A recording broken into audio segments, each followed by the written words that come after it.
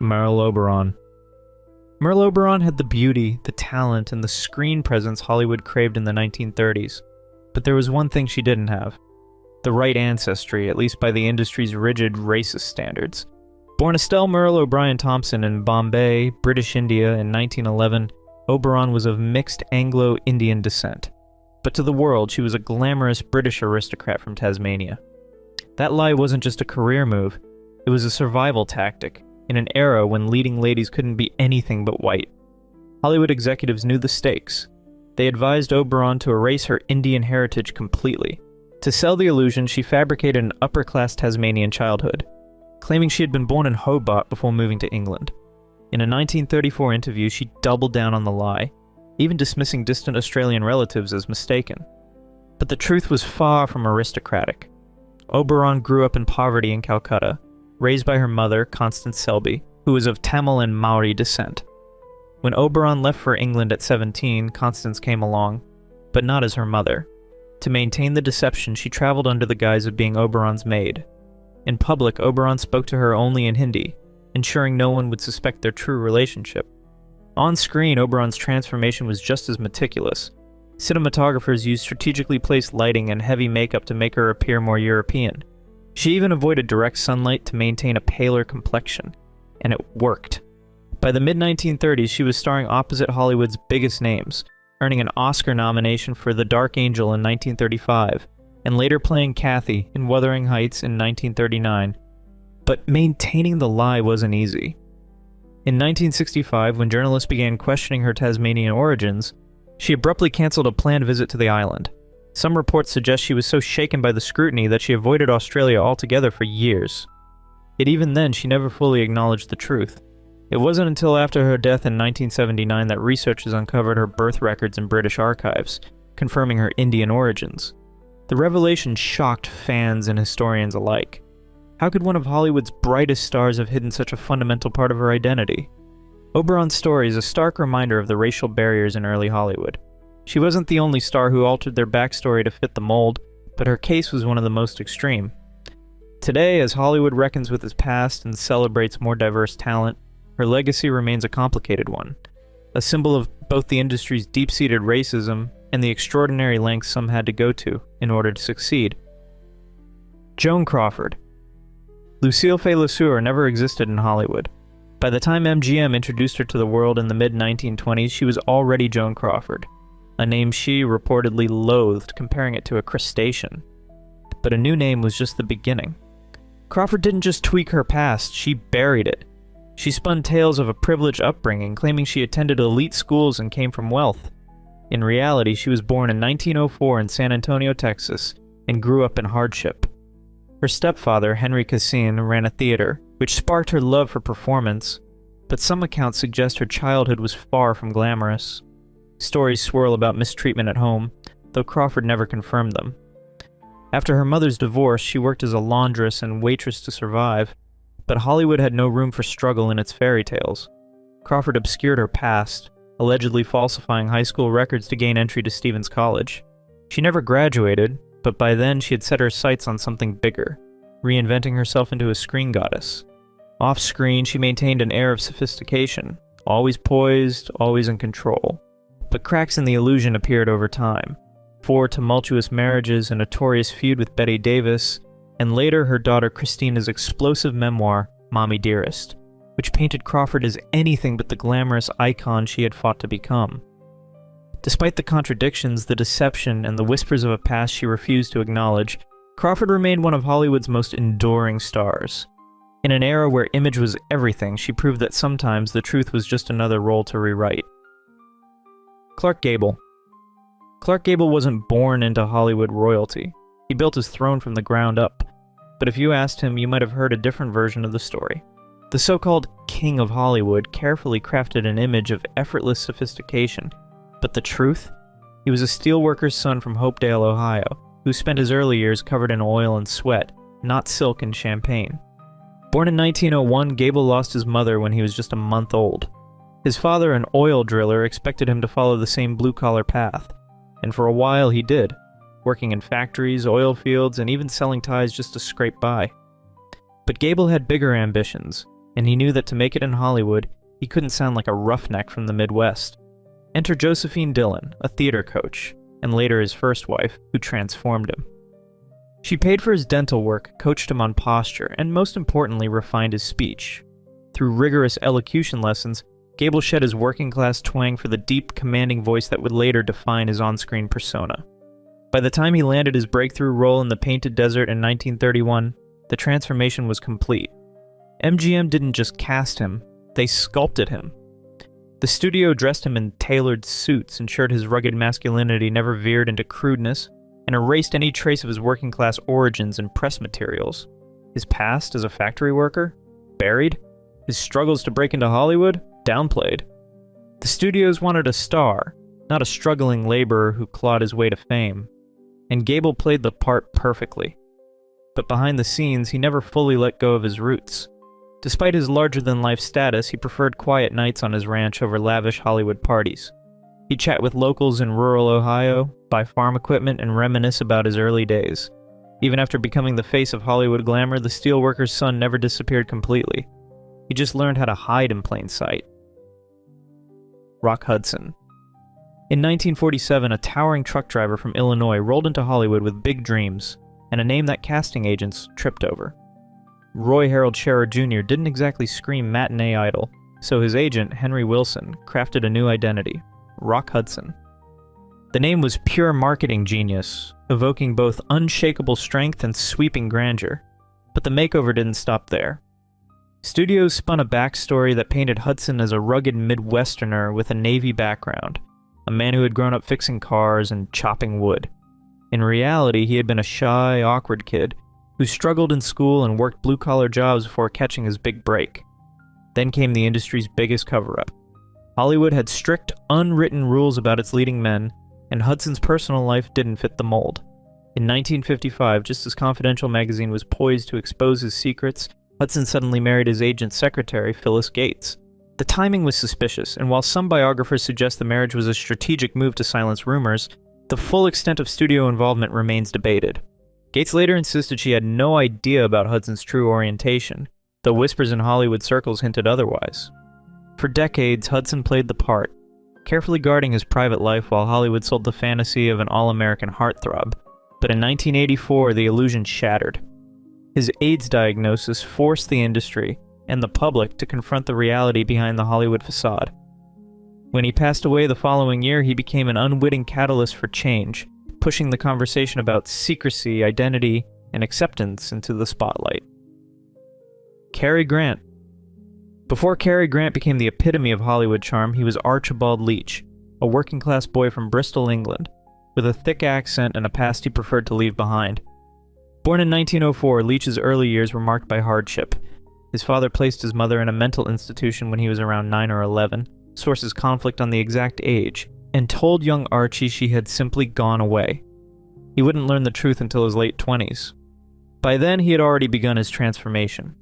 At 14, he forged his father's signature to join an acrobatic troupe, touring the United States and never looking back. But when Hollywood came calling, Archibald Leach didn't fit the mold of a leading man. So he became someone who did, Cary Grant. He trained his voice to adopt a transatlantic accent, smoothing out his Bristolian inflections until his origins became ambiguous. Some reports suggest he even claimed to have been born in the United States, a strategic move to sidestep the era's anti-British sentiment in Hollywood. But the reinvention didn't stop at his voice. Grant cultivated an air of effortless sophistication, maintaining a perpetual suntan to avoid studio makeup and dressing with the impeccable style of an aristocrat. In reality, he had left school at 14 and grew up in modest circumstances. Still, the illusion worked. By the 1940s, he was one of the most bankable stars in Hollywood. Yet behind the scenes, he wrestled with the weight of his own creation. "Everybody would like to be Cary Grant," he once said. "So would I." It was a rare admission that the persona he crafted had become a role he could never quite step out of. Even as he aged out of leading man roles, he hesitated to let go of the image. In 1953, he considered retiring, worried that the rise of method actors like Marlon Brando would render his polished style obsolete. But he returned for Hitchcock's To Catch a Thief in 1955, proving he still had the effortless charm audiences craved.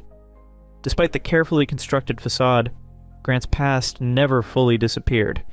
In 2024, a blue plaque was unveiled at his childhood home in Bristol, a nod to the boy who once lived there, before he became Cary Grant. It was a reminder that behind the Hollywood legend was a man who spent his life playing a role, one he could never quite escape. Rita Hayworth. Hollywood in the 1930s had a rigid formula for stardom, and for Margarita Carmen Cancino, that formula didn't include a Spanish last name, or Spanish identity at all. Born in Brooklyn in 1918 to a Spanish flamenco dancer father and an Irish-English mother, young Rita Hayworth was a natural performer. But when she arrived in Hollywood, her heritage became a liability. Studio executives at Columbia Pictures saw potential in her beauty, but believed she needed a more all-American look to land leading roles. The transformation wasn't immediate. It took years. First, her mother, Volga Hayworth, oversaw a painful electrolysis procedure to raise her daughter's hairline, a process that involved burning away sections of hair follicles to give her a higher forehead, more in line with Anglo beauty standards. Then the studio encouraged her to dye her naturally dark hair a striking red and adopt a new last name, Hayworth. By the late 1930s, Margarita Cancino had become Rita Hayworth, a carefully rebranded Hollywood starlet. But behind the glamorous pinup posters and the media's love goddess moniker, Hayworth struggled with the identity she had been forced to erase. "Men fell in love with Gilda, but they wake up with me," she famously said in a 1946 interview, referring to her most iconic role in the film Gilda. It was a rare glimpse into the disconnect between her public persona and the woman she truly was. Though she embraced her career, some speculate that Hayworth privately resented the sacrifices she made to fit Hollywood's mold. While she never explicitly denounced the changes, she later spoke about her Spanish heritage with pride, perhaps hinting at a longing for the identity she had been urged to conceal. Her story remains a striking example of the industry's obsession with conformity, a reminder of the price of fame in an era that demanded its stars fit a very specific image. Tony Curtis. In 1948, a 23-year-old Bernard Schwartz stepped off a bus in Hollywood with a dream, and a name that casting directors deemed too ethnic for a leading man. So he transformed into Tony Curtis, borrowing inspiration from the novel Anthony Adverse and tweaking his mother's surname, Kurtz, into something smoother. But the reinvention didn't stop there. Curtis took speech lessons to soften his thick Bronx accent, replacing his streetwise cadence with the polished drawl of a matinee idol. Universal International, the studio that signed him, encouraged him to downplay his Jewish heritage, pushing him toward a more marketable image. While he never outright claimed aristocratic European roots, he carefully avoided discussing his immigrant upbringing, letting the public imagine a more refined past. By the early 1950s, Curtis was a rising star, flashing his good looks in swashbuckling adventures and romantic dramas. But when Sweet Smell of Success hit theaters in 1957, critics finally saw him as more than just a pretty face. Decades later, Curtis openly discussed the industry's pressure to conform. "I had to hide who I was," he admitted in interviews. By then, the Bronx Kid had already rewritten his own Hollywood story. Fred Astaire. Fred Astaire glided across the screen like he was born dancing. Effortless, untouchable. But behind the illusion was a man who worked himself to the bone. Hollywood wanted a prodigy, not a perfectionist, so they helped craft the myth. Born Frederick Austerlitz in Omaha, Nebraska, in the late 1800s, Astaire's name didn't exactly scream stardom. His family changed it to Astaire around 1910, likely for theatrical appeal, though some whisper it was to sidestep anti-German sentiment brewing before World War I. The studios took it further, selling him as a natural talent who barely needed rehearsal. In reality, he trained relentlessly from childhood, performing in vaudeville with his sister Adele. By the time he reached Hollywood, he was a seasoned pro, but even that wasn't enough. His early screen test at RKO in the early 1930s was brutal.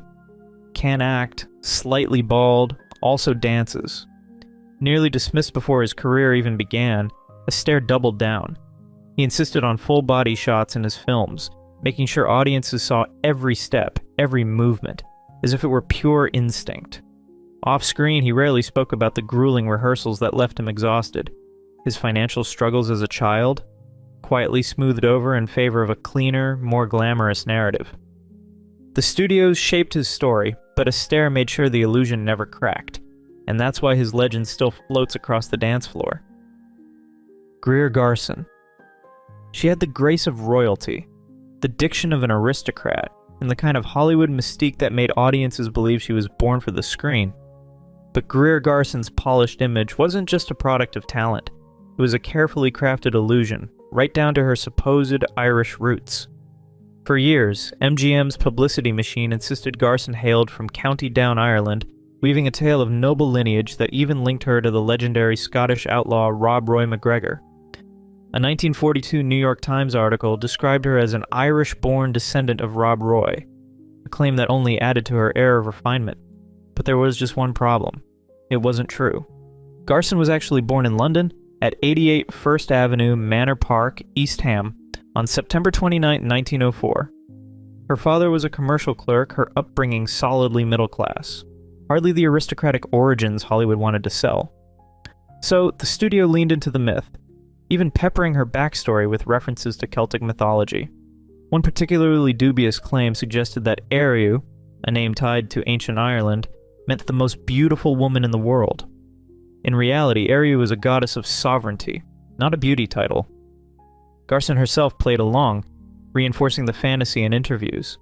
In a 1941 photoplay feature, she wistfully recalled summers spent escaping back to Ireland for heavenly long visits. The implication? Deep Irish roots. The reality? There's little evidence she spent much time there at all. But the deception worked. Hollywood audiences embraced her as the dignified British heroine, and her Oscar-winning role in Mrs. Miniver, 1942, cemented her status as the face of wartime resilience. Even as whispers of her true birthplace surfaced later in her career, she never publicly corrected the record. Her birth certificate confirming her London origins only became widely known after her death in 1996. Was this all MGM's doing, or did Garson knowingly shape her own myth? Either way, by the time the truth came out, it didn't matter. She had already secured her legacy as one of the Golden Age's most distinguished stars.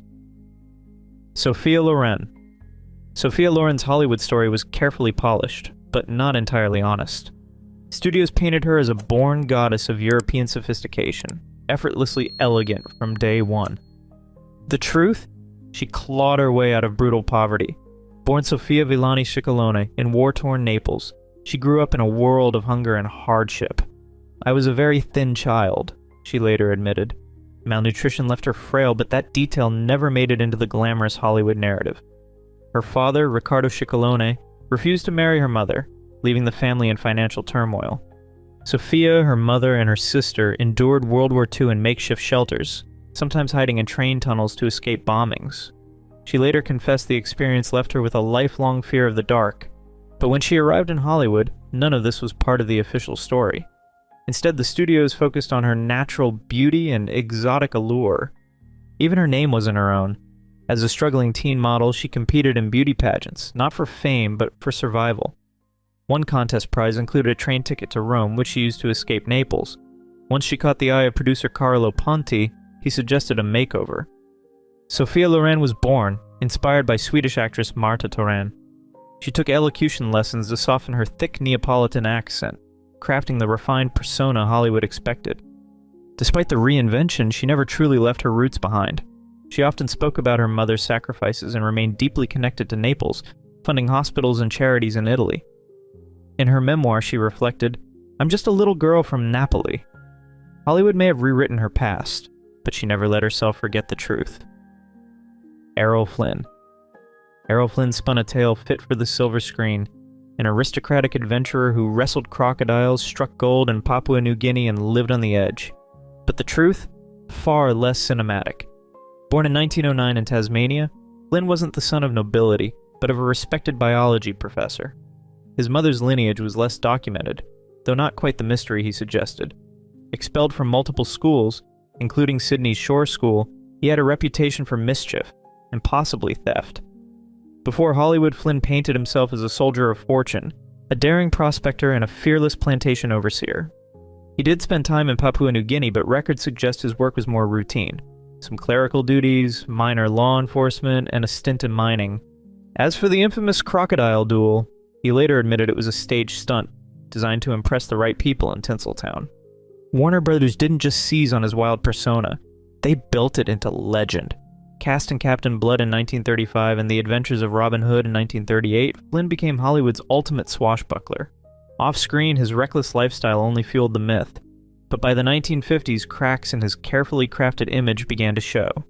His posthumous autobiography, My Wicked, Wicked Ways, published in 1959, laid bare the embellishments.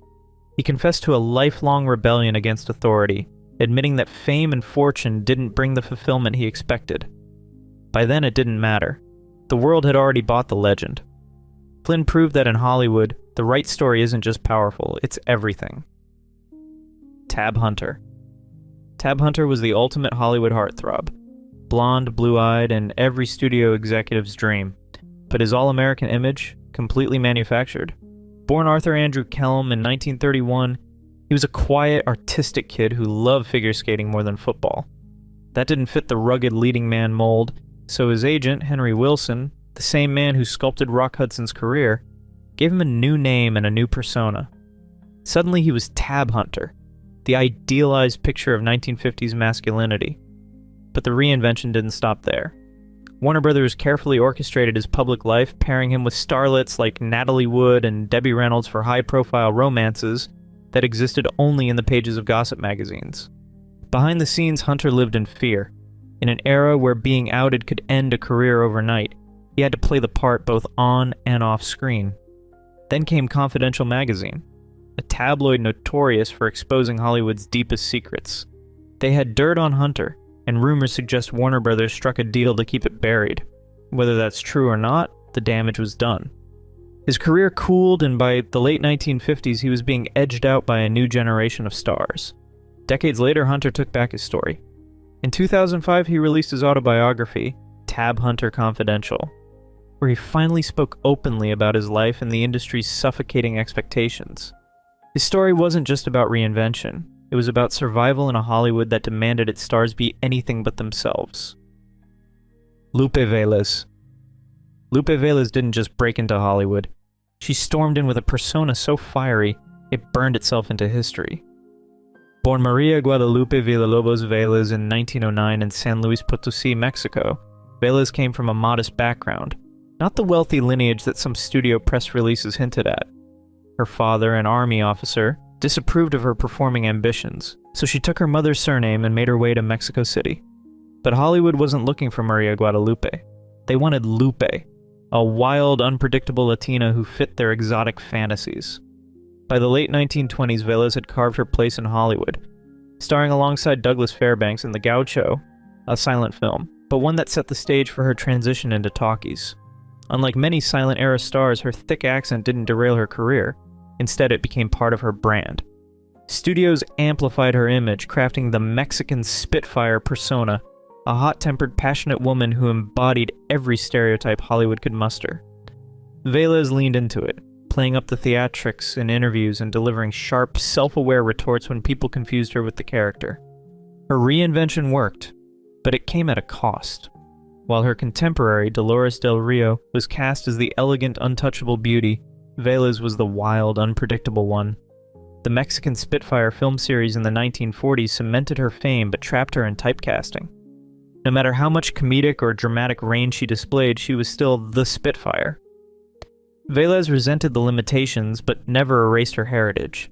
She openly criticized Hollywood's treatment of Latinos and once hosted a 1942 benefit for Mexican servicemen, addressing the crowd entirely in Spanish. An act of defiance in an industry that often pressured actors to assimilate. But the persona she built followed her off screen. The press fixated on her tumultuous personal life, her romances, her temper, her tragic end in 1944. Even in death, Hollywood mythology refused to let her go. Kenneth Anger's Hollywood Babylon spread the salacious and widely debunked story that she died in a humiliating accident, overshadowing her real legacy. Today, scholars are re-examining Velez beyond the Spitfire label. As film historian Diana Martinez suggests, Velez wasn't just a stereotype. She was a woman who fought to exist on her own terms, even when Hollywood tried to rewrite her story. Paul Muni. Paul Muni didn't just act, he vanished into his roles. But before he became Hollywood's master of transformation, he had to reinvent himself. Born Michaela Meyer-Weisenfreund in what's now Ukraine, Muni faced an industry that favored assimilation. So he reshaped his identity, adopting the name Paul Muni, and letting studios present him as a Chicago-born, classically trained actor, despite his true roots in Yiddish theater. Back then, Jewish performers often downplayed their heritage to land leading roles, and Muni was no exception. His obsession with transformation extended beyond his personal story. He meticulously studied dialects, altered his physicality, and applied elaborate makeup to disappear into characters. Some in Hollywood found his dedication frustrating. Studio executives grumbled that he was unrecognizable from one role to the next. But that commitment paid off. In 1936, he won an Oscar for The Story of Louis Pasteur, a role he personally fought for, proving he had the power to defy studio expectations. Despite his Hollywood reinvention, Muni never fully abandoned his theatrical roots. In 1955, he returned to the stage and won a Tony for Inherit the Wind, a nod to the world where he first honed his craft. His story is a testament to the sacrifices actors made to fit into Hollywood's golden age, and the lengths they went to in order to stand out. If you've enjoyed this video, please leave a like and comment. Also consider subscribing and hitting the notification bell to get notified of our new videos each week. Thanks for watching.